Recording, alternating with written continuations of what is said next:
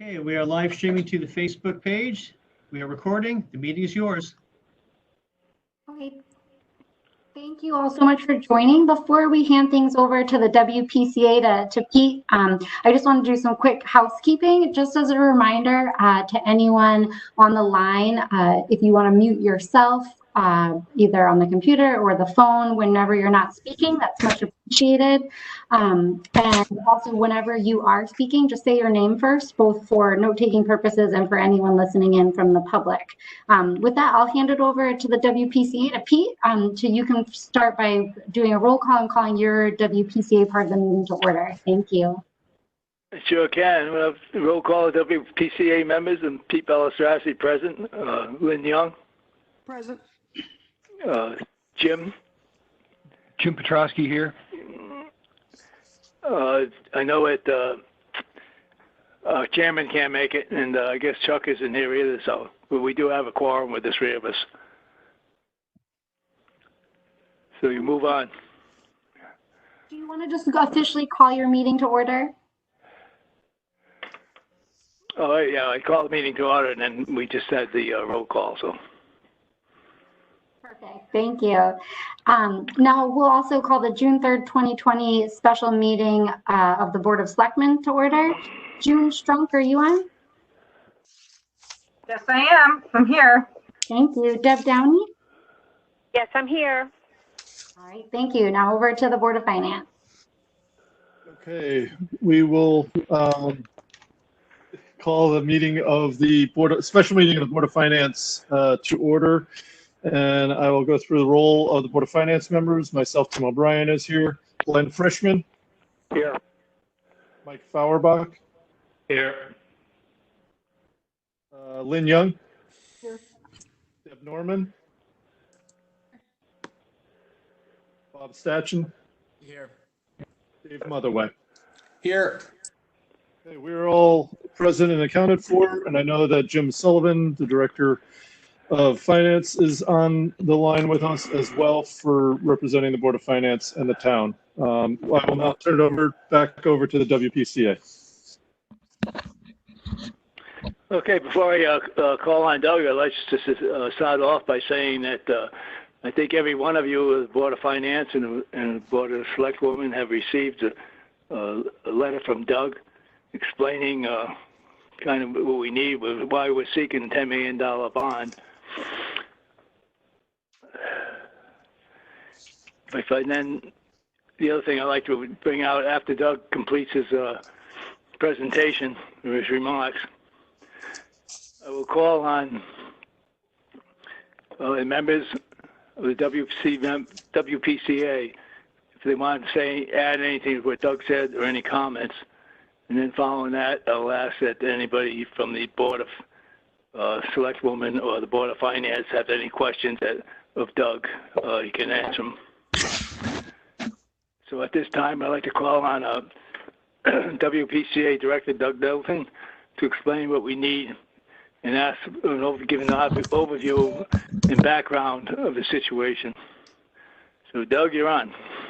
Thank you, Peter. Good evening, everybody. For the record, I am Doug Middleton, Executive Director of the WPCA. I'd first like to thank everybody for their time this evening to allow us to provide you with the information and the reasons for our request that the town pursue a $10 million bond for the purpose of reinvestment into the Stonington sewer system. For those of you who might remember that we bonded back in 2010, we borrowed $18 million for a wastewater facility upgrades, who might also be thinking another bond. That's understandable. I understand. I will make an effort to clarify the need for the bond shortly, but I believe there is also a need to understand the current financial challenges within the WPCA. Despite the repeated increases in our sewer fees over the last 5 years, the WPCA operating budget has been losing money each year. The reason is in no small part because we happen to be one of the very few communities in the country to have 3 separate treatment facilities to operate within our community. We have managed to keep our operating budget in the black so far because of the surplus in our cash reserves within that operating account. but this year has seen a significant drop in that balance. The cost of contract operations has gone up significantly, driven largely from our increased power usage and the cost of electricity. The newer Mystic process has proved much more expensive to operate, and the switch from chlorine for disinfection to UV light at all three facilities, although environmentally friendlier, is much more expensive to operate and requires a stock of expensive parts. I'll bring this up to allow an understanding that at this time and in the foreseeable future, given our current revenues, we can barely manage to support our operational costs, let alone fund our needed capital expenditures.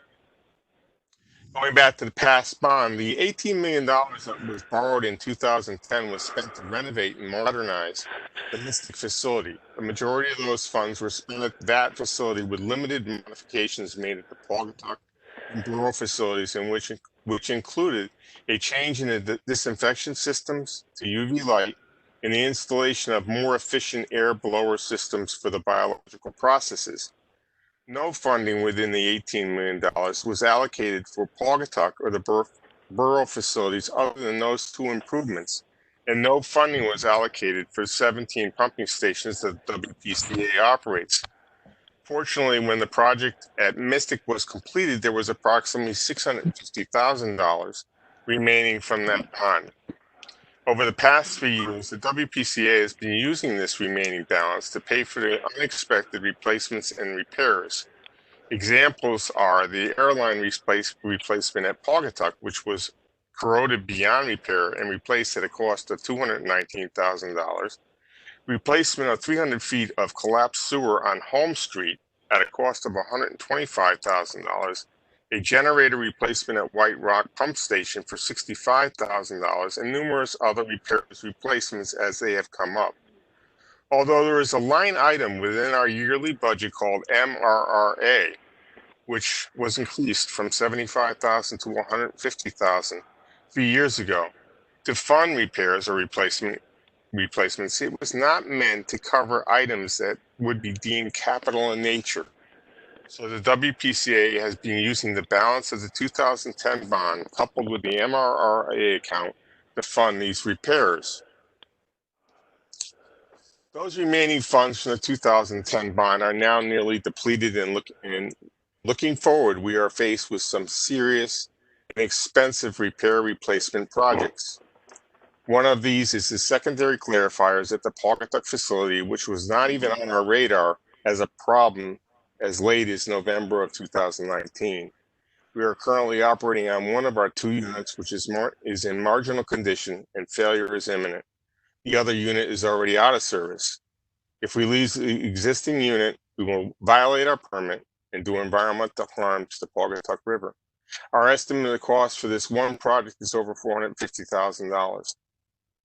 Another project that can't be delayed is the River Road Pump Station. River Road is a 2-pump station, the main pumping station for the Pawcatuck facility, and eventually handles all the flows in the Pawcatuck sewer shed. It has been years since either of these pumps have been dismantled or inspected. The reason for this being that both pumps are needed during peak flow times during the day, making it nearly impossible for us to remove one for service. A third pump has to be purchased and installed at the station, and then one by one, the existing pumps will be sent out, rebuilt, or if required, replaced. Costs are expected to be $225,000. To add the third pump, repairs to the existing pumps are additional to that figure. There are other pump stations that need immediate work to remain operational and reliable, with a cost estimate of $466,000 during the first year of our program. The rest of the required work at the pump stations and at the facilities is part of your package and identifies our 5-year program, the first year totaling $3,814,500. There is also an allocation in this bond request for future work that we foresee will be needed within the Mystic collection system when the I&I study is complete, as well as updating the facility plan, which is now 14 years old. DEP recommends that this report should be updated every 10 years. This facilities plan is important because it provides a guidance and a plan for future needs and growth within the sewer system. The WPCA feels it's better to move forward with a bond rather than consistently return to the town with the burden of requests for large CIP projects each year for the foreseeable future. Also, in doing a bond, the money is available so that we can get some of this work done as larger combined projects, reducing the overall engineering cost, getting better pricing for this work, and while quickly restoring our sewer system back to the robust and reliable system capable of supporting the existing and future needs of the communities served. In conclusion, until recently, the WPCA has largely stayed out of the town's CIP budgeting process. Last year, it was necessary for the WPCA to request $1.9 million due to increased flows entering the Mystic facility beyond our permitted levels, resulting in a sewer moratorium for Mystic. It also forced us to submit a plan to DEP on how we will deal with the increasing flows. Our plan, as identified within our facilities report, is to revive the diversion line that currently exists between Mystic and the Borough facility. Last year, $1.6 million from CIP was earmarked for the repairs to that existing interconnection. This will allow for us to send flows from Mystic to the underutilized Borough facility. An additional $300,000 was also allotted in the CIP request for the first stage of the I&I study, otherwise known as inflow and infiltration, to see if we can identify where and how all this additional flow we are seeing at the Mystic facility is finding its way into the sewer system. We have currently begun the I&I study and are close to awarding a bid for the transmission line improvements. Prior to this CIP request, it has been at least 10 years since the WPCA has requested or received CIP funding. With the issuance of this bond, we are hopeful that it will not be necessary for the WPCA to be part of the town's CIP program for several years. And that concludes my remarks this time. Okay, thank you very much, Doug. We appreciate all you've done and what you're doing, and it's an excellent presentation of what our needs are. At this time, I'd like to ask Lynn or Jim, do you have any comments or anything you'd like to add to what Doug said? Well, this is Lynn. The one thing I would say, if we can do the bond, we can finally get proactive, which is not something in my tenure on that board we've ever been able to be. We respond to emergencies as they occur. We have a lot of our systems are supposed to be run with a duplicate system alongside of it. Much of that is not in place. We've just basically been putting Band-Aids on things and responding to emergencies. Running 3 plants, 17 pump stations, and an antiquated collection system takes a lot of money. There's really no way around that. And so when Doug talks about the facilities plan, one thing that's going to arise in that is how long should we maintain 3 separate point source, plants versus moving to 1 plant? Because, this $10 million bond will get us a period of time, but the stuff that we have is getting older and older. And if you were to add up all of the equipment we have, $10 million doesn't come close to replacing, what could break very easily. We're running stuff so far past its useful life, it's kind of a miracle. So I would say that, and it will keep us out of SIP. And the town plug that comes to us every year, that's a different issue. That's for the operating expenses that we can't really pass on to users in its entirety yet, because if we do, we'll be priced so much higher than neighboring communities, we run the risk of driving business out. So, the sewer system is in pretty dire straits. I think, Doug, why don't you repeat that last line of that memo I saw, where we're not jumping for lifeboats yet, but it's getting pretty sporty. Yeah, let's see if I can put my hands on that. I know you. Anyway, Lynn, if you have it, if you'd read it, that'd be fine. That's basically it, which is that we're not in the lifeboats yet, but it's getting pretty sporty. Yeah. We're getting nervous, and the stuff, the stuff that we have, a lot of it, a lot of the added expenses are coming from the state dictating different methods of doing things, like, better cleaning methods that then result in much higher electricity costs for us and whatnot. They don't care about that part of it. So we're responding to ongoing mandates.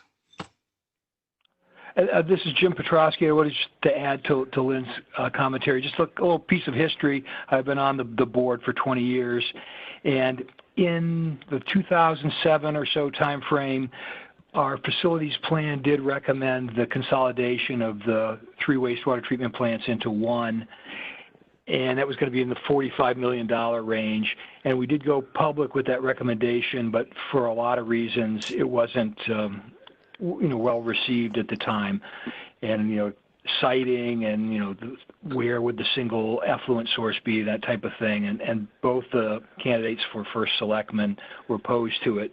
So that's when we went to the $18 million Mystic upgrade to address the most critical immediate needs that had to be dealt with. But it left on the table much of the other original equipment from the other plants, some of which is 50 years old or so.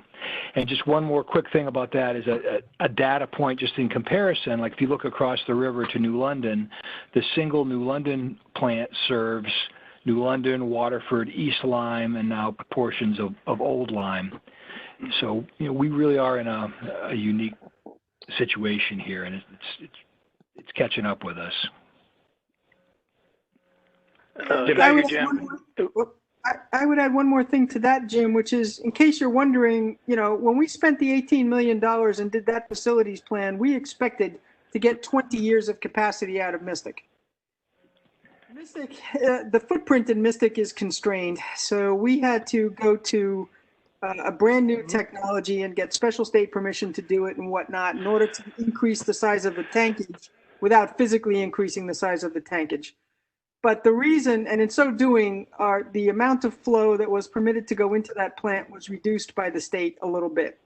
But the reason that $18 million or that $18 million improvement has not lasted us that long in Mystic, and why we have to do or redo the diversion to the borough, is because when the facilities plan was done, from the time you do that to the time you get approval to the time you bond and get a shovel in the ground and all of that is years.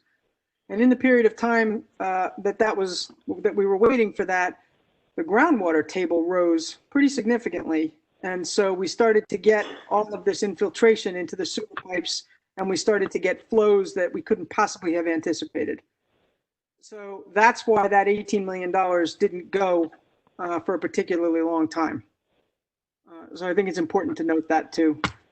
And Deb Downey, you might know more about that part than I do, but that is where we think the flow is coming from. No, this is Deb Downey. Yeah, I agree with you, Lynn. And having been on the WPCA a few years, you're kind of telling me things I've heard before. But yes, I do agree. This is Chuck Sheehan. I've only been on the commission, the WPCA, for a few months, most of which we've been conducting virtual meetings. So not many people know who I am. And while I've only been on the commission a few months, I've been working in this industry for a long time and served as the CEO for one of the state's, if not the state's, largest wastewater treatment bureau, the MDC in Hartford.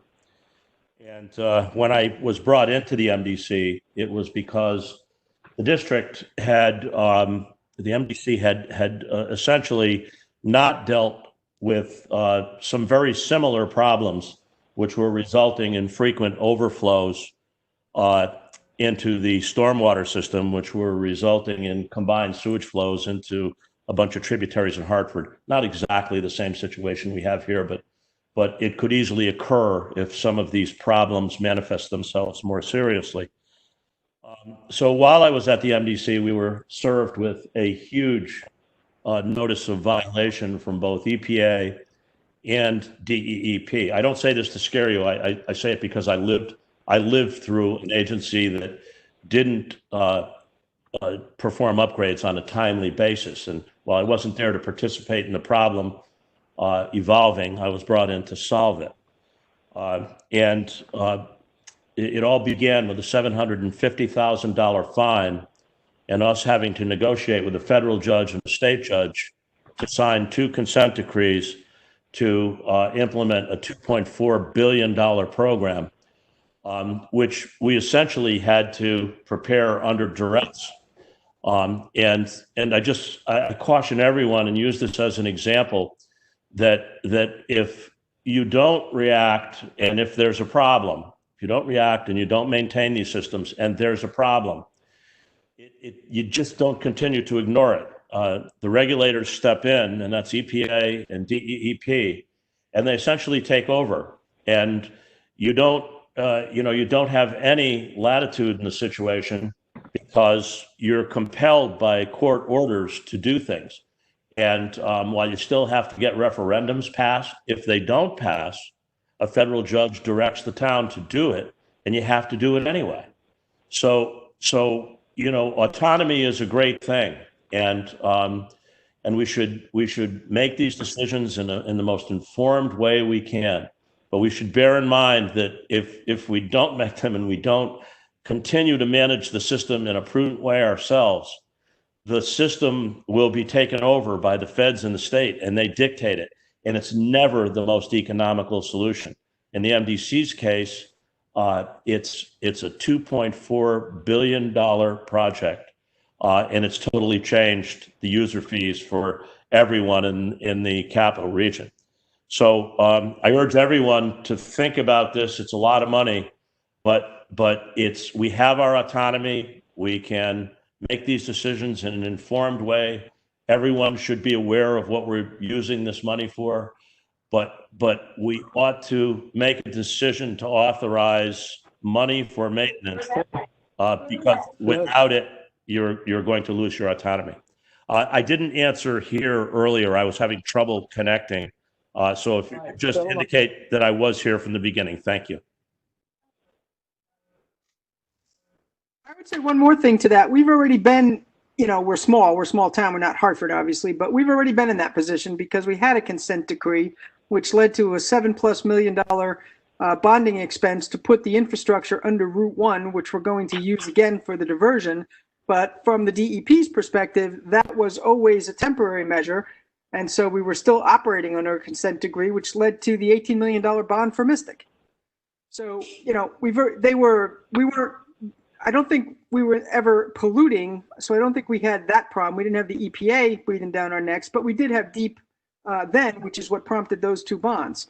So our situation now is that we are that much, the sewer system and its equipment is that much older, and we are that much closer to having a failure. And it could be for sections of town. So if something big enough goes wrong, it could be a section of town or hotels or something like that can't flush or can't do something, that would qualify as a disaster. I would say that, and that brings us to the timing of why we, are talking about needing the bond now.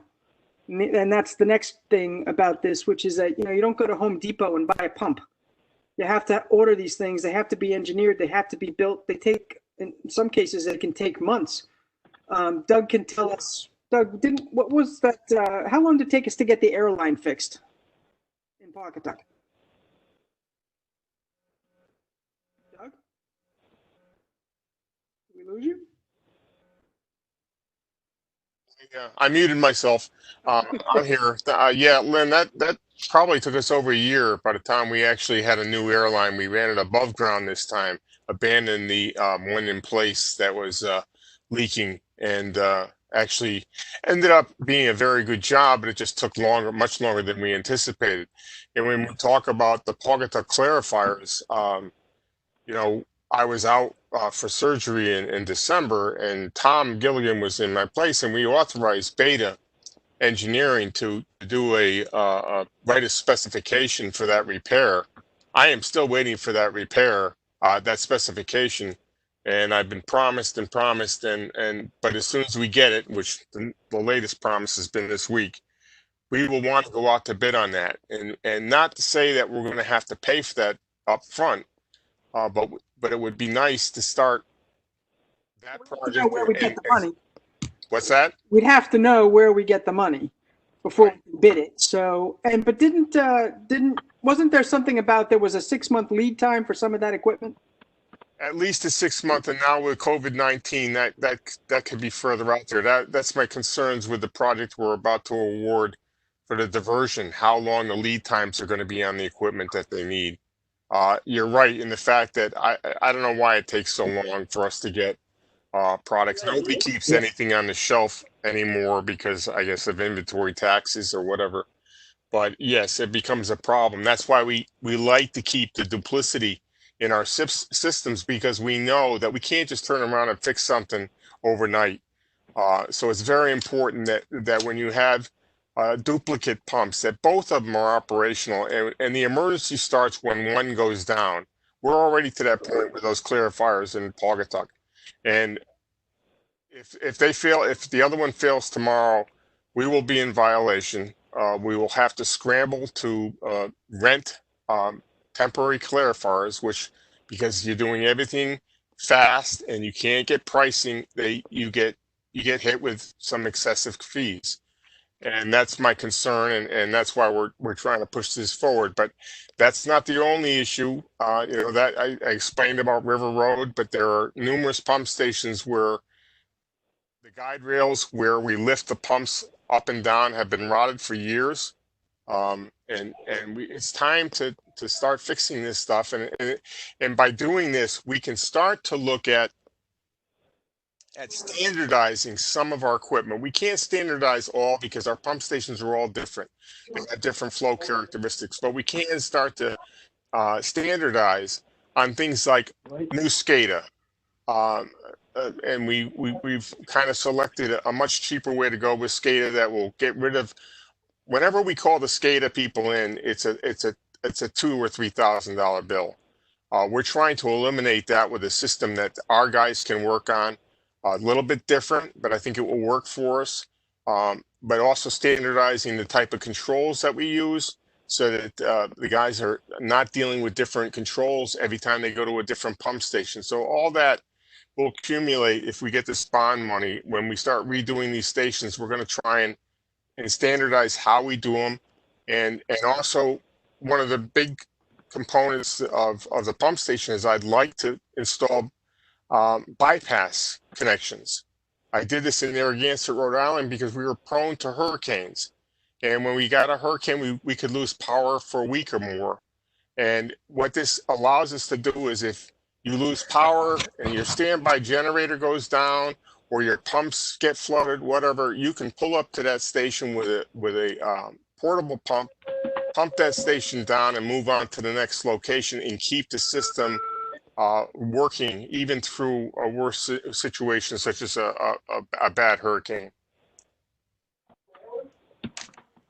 The other thing that we should probably mention is that if we do the bond, we'll be able to return the $1 million, or close to $1 million of SIP in the budget we just approved for the next year. Correct. Mr. Chairman, if I may, having lived through the attempt to build one plant, and siting was the critical issue at that time, that is a conversation that needs to be had. We're going to have to build a literal groundswell of support to do it. But right now, I think passing this bond is absolutely imperative. Yeah, so one thing it pays to consider is, if you add up the $18 million bond, the $3 million we did for odor control for 3 different plants, all of the town plugs over the years, the various SIP withdrawals, monies and whatnot that have been spent out of our so-called reserve, which is now barely at, a going concern level. If this were a corporation, barely. If you add all that up, in the last 15 or so years, we're pushing $30 million without this bond. So the next part of this conversation really, or soon, really needs to be about planning a little further ahead, maybe 5 years or something down the road, and beginning the process for rationalizing the system we have here, because this, it's only getting older, right? So we're just going to keep having to come back to taxpayers for something that's, never going to be any better. Lance, Mike Fauerbach, just to that point, I mean, I'm hearing two things loud and clear here from the WPCA representatives. One is our back is against the wall. We have infrastructure that's failing, that's going to continue to fail. That inaction is not an option here, at this point, and I get that. But the other thing I'm hearing from folks as well is that the infrastructure that we have at present with 3 treatment facilities just is not sustainable, not efficient, and that needs to be addressed. I guess my question is there money in this proposed allocation to do that work, to do that study, to hire an external firm, to come in and really lay out the plant consolidation options? Yeah, that's what Doug meant by the facilities plan being a part of this. That's not an inexpensive endeavor, which we know from last time. So that's part of what we think we're going to have to spend money on, because the one we have now is 14 years old. The state's not pushing on this yet, but they might, because we're going to be doing a diversion again from one sewer district to another. And in any event, it's past due, but mostly it's past due for our own taxpayers. So. Yeah, I mean, right. Mike, let me hang on one second, Mike, because the problem I got here is that we're having a 3-board meeting, and so I think the way we got to do it is when WPCA is done, I believe we're going to turn it to the Selectmen first, and then the Board of Finance will come after that. So if Board of Finance can hold your questions for right now, it's a Zoom meeting, or WebEx. It's a little hard to do, but I just don't want to get us too far. Finance, we got to keep some quorum here. This is Chuck Sheehan again from the WPCA. To the point that Mr. Fauerbach raised, in the next study of a single plant, amongst all the options that are viewed, we have to view the do nothing option as an option as well, and what that will cost over the long term. And I think we should focus on that just as much as we focus on the single plant option, because these costs are going to really go up logarithmically, and they could conceivably go up within this 5-year period. This is what Doug can estimate. This is not necessarily what is going to play out over the next 5 years. There could be there, and I know I sound like the prophet of doom here, and I guess that's what I do sound like, but this 5-year plan is the best 5-year plan that anybody could put together, and I give him a lot of credit for the detailed analysis that he did to put it together. But that's not to say that there couldn't be a major failure in addition to this that we have to deal with as an emergency. But to Mr. Fauerbach's point, and it's a very good one, the do-nothing alternative in this study has to be explored with the same diligence as the single plant study. If there were issues that came out of that last single plant study, like odor control around the one plant location that was the prime option, then odor control should be studied and that should be focused upon. But the do-nothing alternative has to be explored, and the cost of it has to be estimated right alongside of the option of going to a single plant. Thank you. Yeah, it's Lynn again. That's absolutely true, and we did that in the last facilities plan. And it looked more attractive back then because we're going back, really from the beginning of that thing, almost 20 years. And 20 years in the world of equipment and concrete and other stuff is a very long time.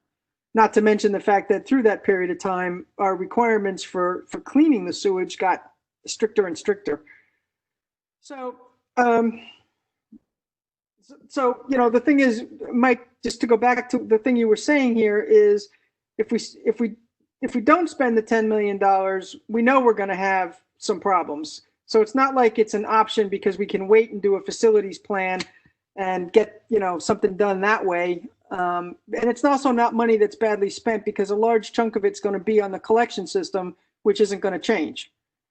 So, it's kind of like that. And then we may not get approval, for whatever the facilities plan dictates. And you know, the only thing that we know for sure about that is that the cost that we saw 15 years ago is going to look anything like it's going to cost now.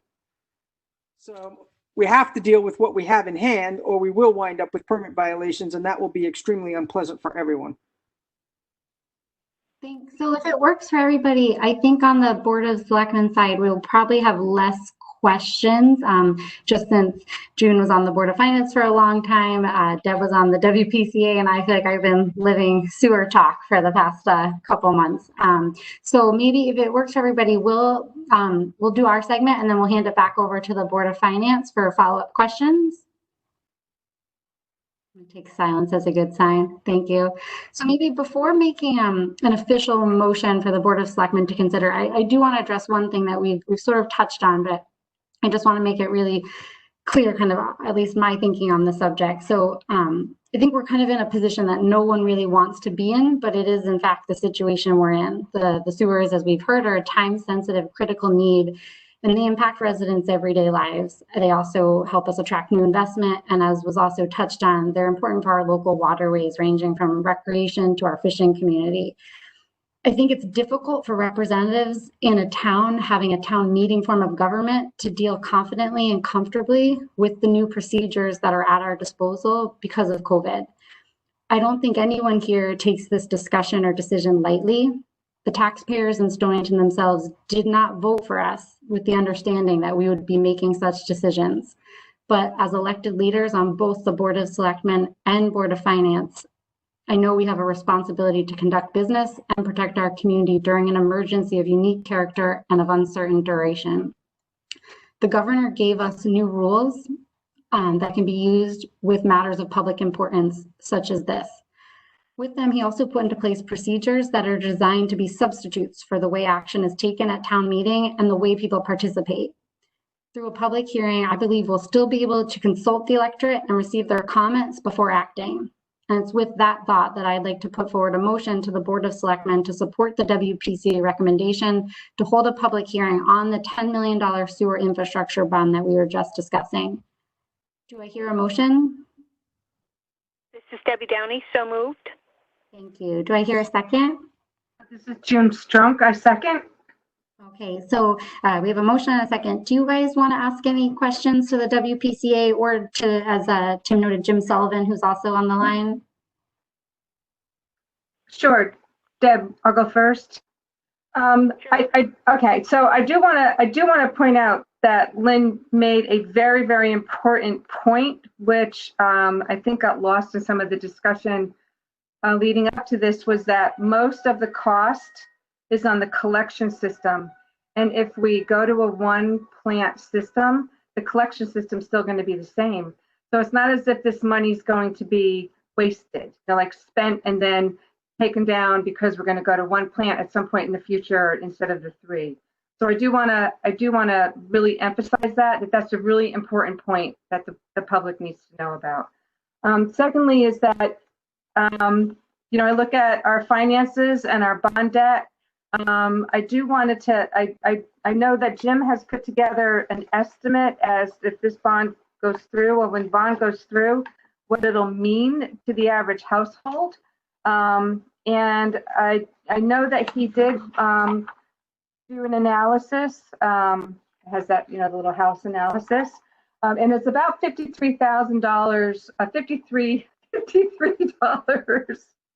per home that has a market value of about $315,000. So, and that's just the first year that the bond is there, because we do have debt. I mean, I think we are at the peak of our bonding debt right now due to the schools, and so it's starting to decline. So I think we're in a good position really to take on this debt, much needed.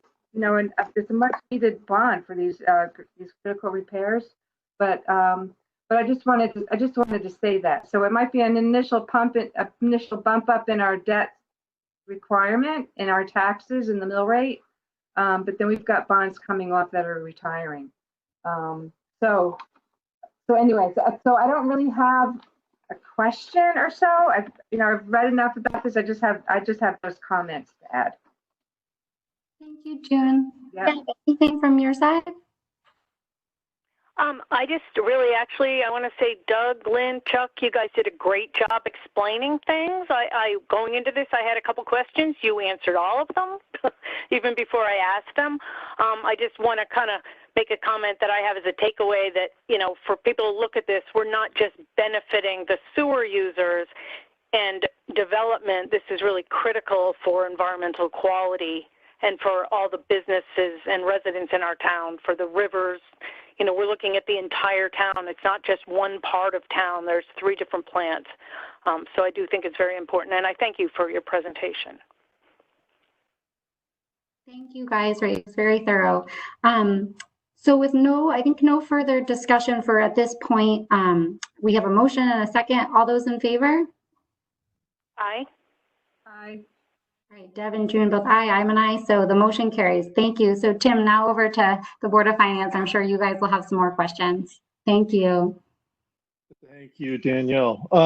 I will open up the floor to any Board of Finance member. I'd remind you to please identify yourself before you ask a question, and we'll try and I'll try and keep questions from overlapping here. So I'll open it up this time. I just have something else to say. It's Lynn. And that's this, you know, rates are really cooperative right now. The municipal bond market is open for business. The governor's order with respect to the referendum, you know, is for August 20th, which could turn out to be a lifetime from now. And if we did that, you know, even if we do a bond, you know, if we decide to do a bond next week, we're not really looking at having funds in hand until July. Right. So if it were, you know, if something happens that derails it in August, we're going to be in trouble because we know we have things we need to fix. The thing with the clarifiers in Pawcatuck wasn't even on our radar. You know, that checked out okay just about a year ago. So I'm just speaking now to timing and cost because rates are good and there's still market appetite for municipal issuances. And I guess I should go back and follow proper procedure, which I really didn't.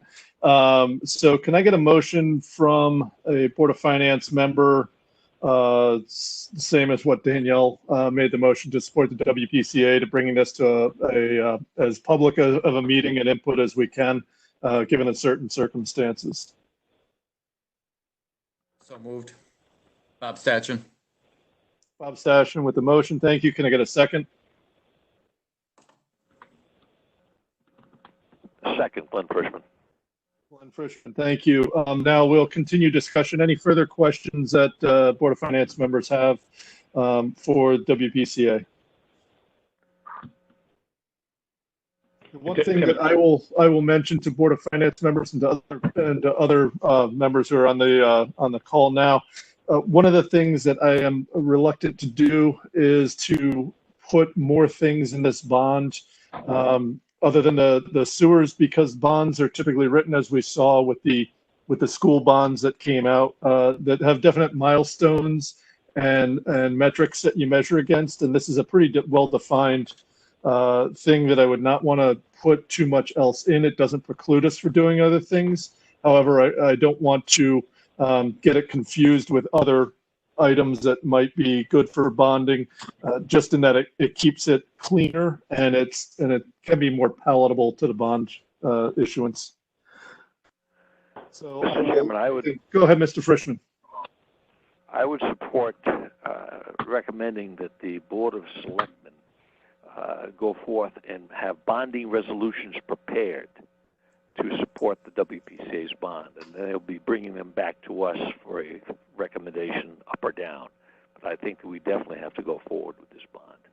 And now is the time to do it. Rates are historically low, and I think we have to act because at any point in time from now to next week, a major failure could occur. I would say the major failure could occur not only in the sewer system, but also the bond market. It's Mike Farvack. Just one comment, one question. So just wrapping up on what I was, or following up on what I was stating earlier. You know, again, I think I'd be more comfortable knowing that included somewhere in this 10 million are funds to do a study on the plant consolidation option. I mean, it sounds like that really is something that needs to be pursued. I can appreciate that lots of challenges with that, but it sounds like, you know, we need a better long-term solution here. So, you know, again, it would be good to know that is the intention of the WPCA. So that was I guess my first comment, and then my question is about bonding for 10 million versus bonding for 9 million. So we did set aside $1 million in next fiscal year's budget, knowing that we have, you know, urgent needs and that something could fail at any time, as we've heard from multiple people. And I think Lynn even commented that if we got the 10 million, we could return, you know, the 1 million. But I'm just trying to get my head around if that's the case. If we've already got the 1 million secured, why not bond for now an additional 9 and we total 10? So I get that, you know, money's cheap right now and we're dealing with very, very low rates. But can someone help me maybe a little bit on 10 million versus 9 million? I can tell you what my thinking is. It's Lynn. It's just this. There's a lot of things in town that are old. So if we could return $1 million back to SIP or to fund balance to be deployed as necessary for SIP without having to go through the motions of a bond, it seems to me like that might be prudent. You know, forget if we wind up with a roof failure or the air conditioners for the schools or, you know, whatever it turns out to be. That was my only reason for doing it, because it was a way to not fold some of those things into the bond itself. Since I concur with Member Young. Yeah. Although recognizing, you know, we have limits on right, I mean, how much we can redeploy, right? I don't think in SIP we do we, Tim? If it's in if we can just, it's like a line item transfer, right? That's correct. That's correct. Yeah, it's already in SIP, so it would just be reallocated to a different SIP project, and then the project just has to have a minimum of $1 in the line item. Can I ask, related to Mike's question on the bond request update as of May 28th, the Excel sheet actually comes out with a 10.8 number. So now we're talking 9, 10, or 11. I'm wondering kind of how that differentiates in there. I have another question after that, but that's directly related to Mike's comment. I don't understand what are you saying, Bob? It's like there was an Excel sheet that went out saying there's the total bond request summary is 10.807500, and so we keep talking about 10 million, and I'm just wondering, there's another 800,000 there, and so I'm just wondering that 800,000. I had kind of thought maybe that was the million, and now Mike's question. So I'm just trying to clarify what the number is and why that's 10.8. Actually, well, WPCA is asking for 10, so Jim Sullivan could tell us where the other 8. Doug sent that out, so maybe Doug could clarify.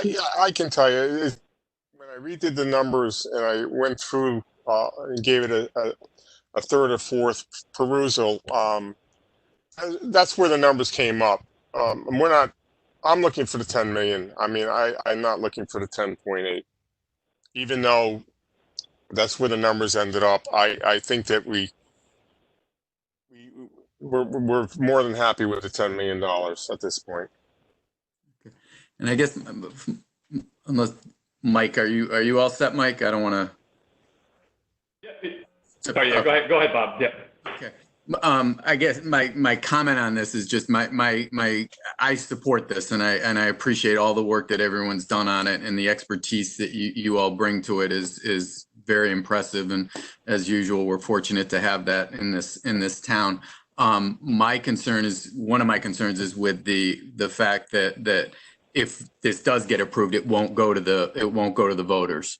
And so I think we have an increased responsibility for due diligence as far as understanding the transaction. And that's, you know, the 10.8 versus 10 million kind of leads to that. Sort of, I think I would like to get a better understanding of sort of, is this all an internal assessment? Did we hire outside contractors to make an estimate of this is how much the project is going to cost? If we do have an outside report, is that something that the Board of Finance would be able to review, again, to be able to say we did our due diligence We know it's not going to the voters, but I'm, you know, just to add to the comfort, and I have great comfort in it. And I think this is an important one, but I also think it's important for it to be very transparent and the data and the analysis behind having this to be very open and public and available, why we're asking for this amount and what we intend to do.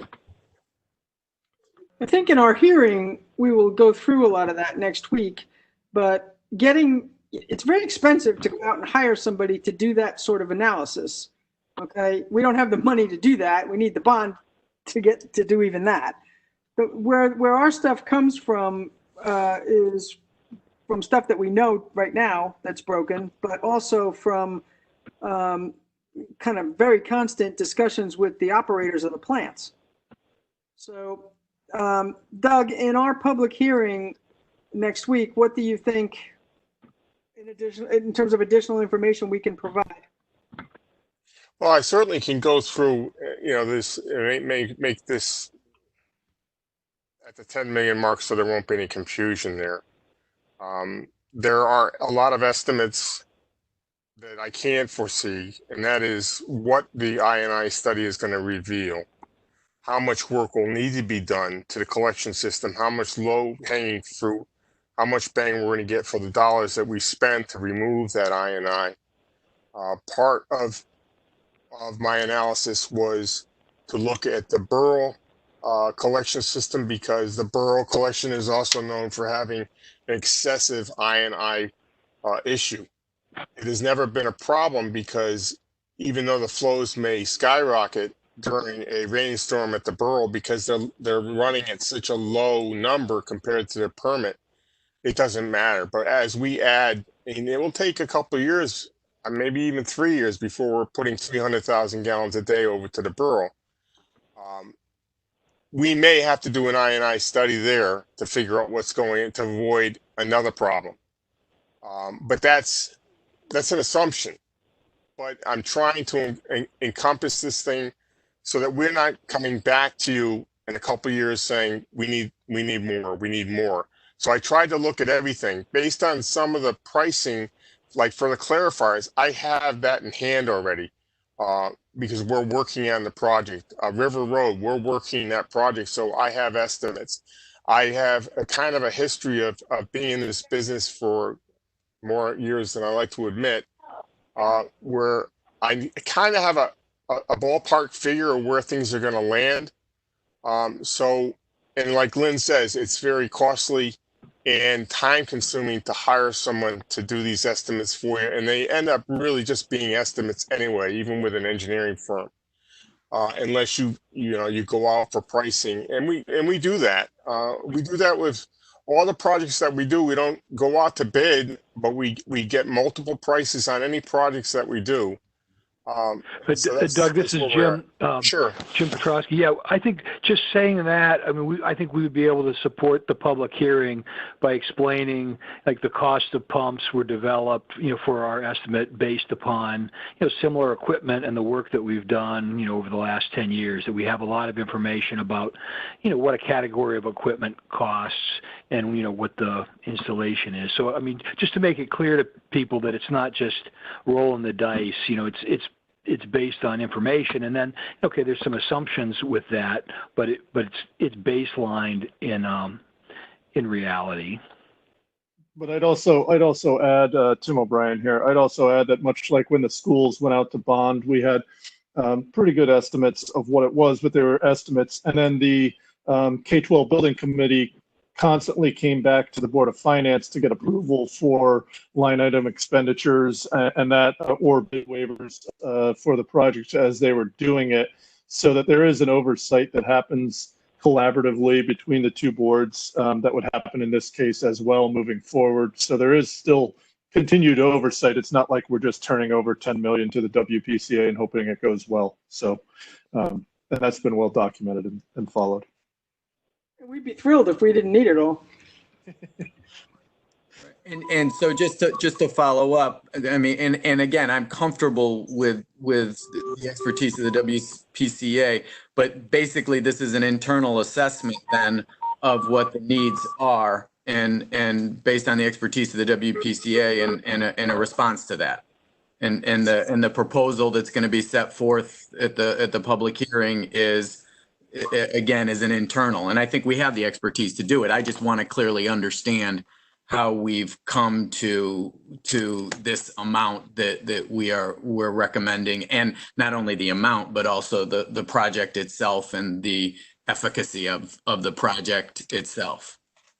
I think, this is Tim O'Brien again, let me just jump in real quick, because for the years I've been on the Board of Finance, and Mr. Frischman can jump in as well, this has been an ongoing concern and an ongoing need that's been addressed every year. And it's a question of when we had enough flexibility to get a bond together and get it out, because the schools did take some priority there, and that locked up some of our stuff. But this has been an ongoing study that has been done by the WPCA and by Doug once he was here too, to keep continually identifying what they need and what they would need for a bigger bonding project, while we try and band-aid it together with SIP what was really failing considerably before the other bond ran out, before we could get to another bonding time. So it's not like we just came to this, and I can say that for Doug.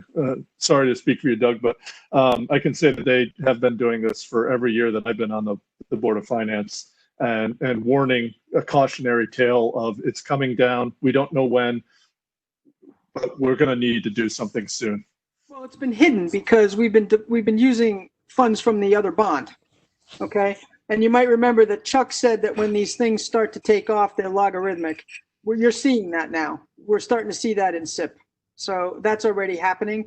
And so our best guess for, say, the next 5 years is some kind of blended average between last year and this year for every single year, such that, we can not only take care of the things that pop up that we don't anticipate, but try to be proactive about taking care of the things that we have on a spreadsheet, which we'll be discussing in the public hearing.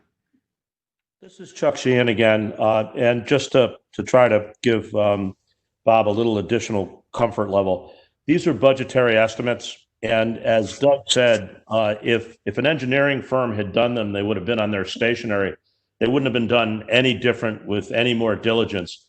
Budgetary estimates are always based on a condition survey that's made by an experienced person like Doug, and then some due diligence to look at equipment and labor that it would take to make a reasonable repair. Until the scope of the improvement is later on defined, you cannot do an engineering estimate. So an engineering firm wouldn't approach this any different than Doug approached it, and maybe with probably even less due diligence. And the only thing that would be different is you would have a big bill associated with it. So these are budgetary estimates based on a reasonable level of due diligence to scope the project and come up with a budgetary cost to make the improvement. As Tim said, there's a follow-on process of due diligence whereby the scope is defined and there's a process to come up with an actual estimate before the project is actually procured. So there's a lot of due diligence between the budgetary estimate and the actual execution of the project. I don't think that if an engineering firm had done this study other than the bill, we would be looking at any different numbers that we'd have any more confidence in than what Doug did. That's based on working in this business, and I've been working in this business for 40 years. So I have confidence in what Doug did. I've looked at the details, and I don't think an engineering firm would have done as thorough a job. Thank you. And again, I have complete confidence. Again, I think we have a very highly qualified board. I still am trying to figure out how Lynn got so much expertise in this when she talks about it. But I want to understand the process, and I want to understand how we're coming up with this. And again, I do think it's a strong team. So I thank you. I appreciate the explanation. Bob, your point, this is Chuck Sheehan again, and I'll just say this briefly. Your point is a very good one. Because it's an abbreviated process, the more transparency, the better. And I'm just trying to give you a comfort level that regardless of who performed this, it wouldn't have been done any different, and it wouldn't have been done with any greater care than what Doug did it. And that's a considerable amount and a considerable standard of care. So I just was trying to make that point, not trying to beat down your concern. I happen to agree with it. I actually think if an outside agency or an outside firm came in to do it, the number would be higher because they would be probably focusing a little more than we are on 2 of our 3 plants.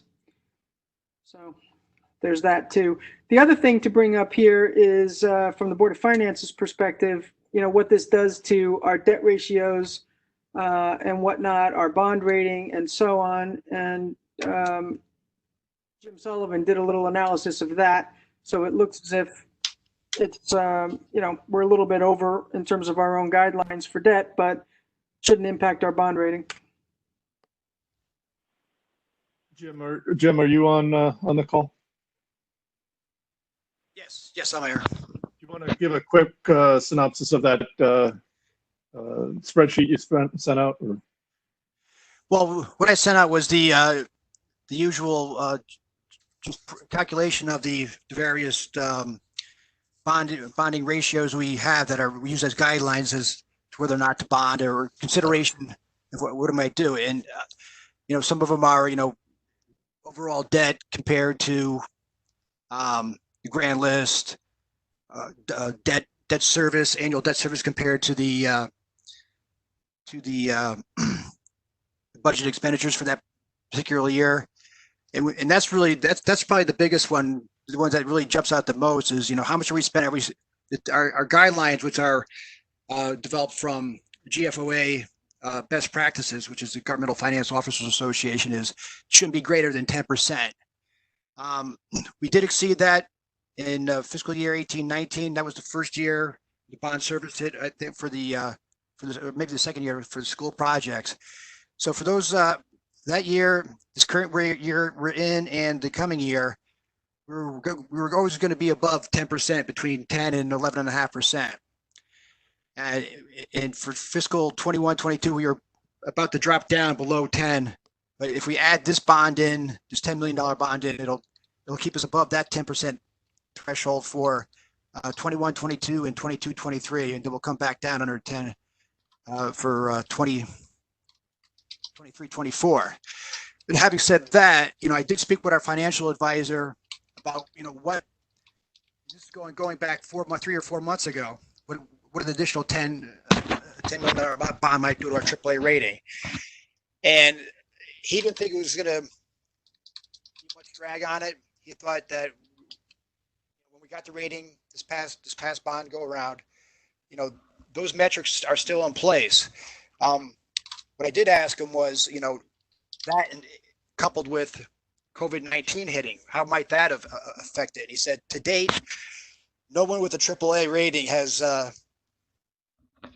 been downgraded based on any COVID-19 drag. So it's affected people who are without AAA ratings. They've lost rating points because of that, but not anybody who was AAA rating going into that. So he felt at this point, COVID-19 and with the $10 million bond issue, we will probably retain our AAA rating at this point. Thanks, Jim. No, that's good. Any other questions from Board of Finance members?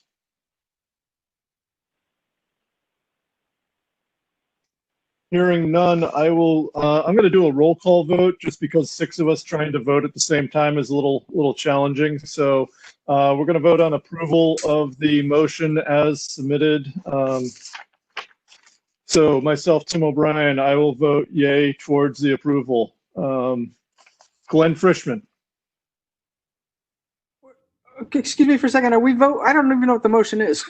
Motion was to support the WPCA to take the bond to public meeting as best we can, the best public meeting they can, and be supportive of the 10 million. Sorry, go ahead, Danielle. For the record, a virtual public hearing. Virtual, thank you. A virtual public hearing. I knew I needed to put another word in there. I just wasn't sure what it is. I was going to do virtual, but thank you. So to take it to a virtual public meeting in support of the $10 million bond. So Glenn Frischman, how do you vote?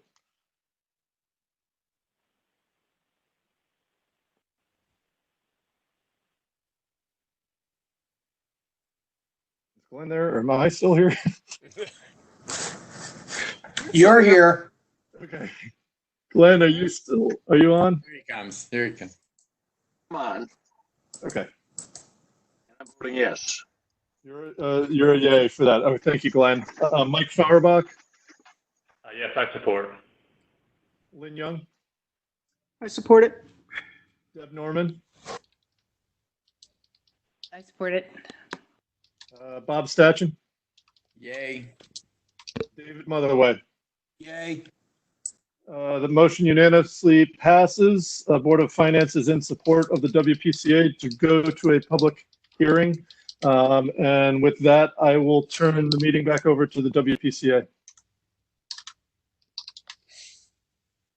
I'd like to thank the Board of Selectwomen and the Board of Finance for supporting our bond for us. We certainly appreciate it. And as we go forward, if the bond is approved, just to say that, it kind of hold us off for another 5 years. But in the meantime, it seems like most of the members of WPCA would go to one plant.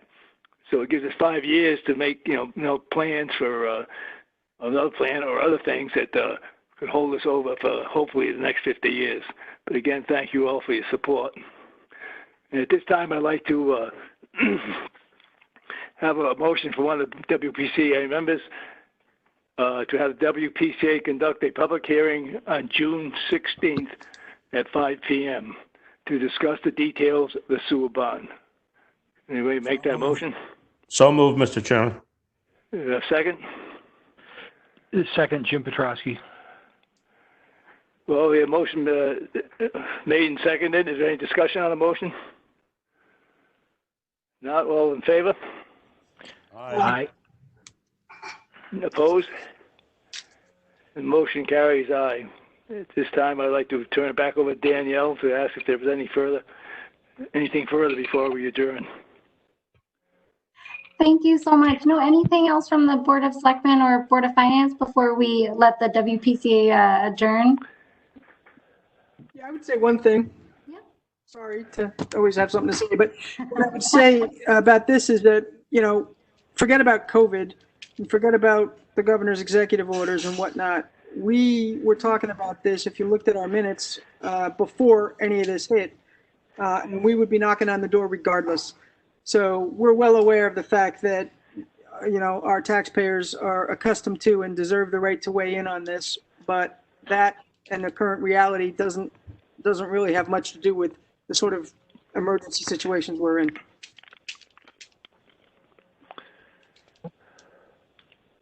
Agreed. Thank you. So I think it's up to the WPCA to adjourn, and then the Board of Finance and Board of Selectmen can adjourn. This is Pete. Do I hear a motion to adjourn for WPCA? Chuck Sheehan, motion to adjourn. A second? Second, Lynn. All in favor? Aye. Opposed? So we adjourn. Thank you. Thank you, everyone. Thanks. Thank you. We're adjourned. Board of Selectmen, thank you. Thank you. Thank you. Thanks. Board of Finance Bye-bye. is going to be adjourned as well. Thank you. Thanks, everybody. Bye, everyone. Good meeting. Bye. Bye. Right.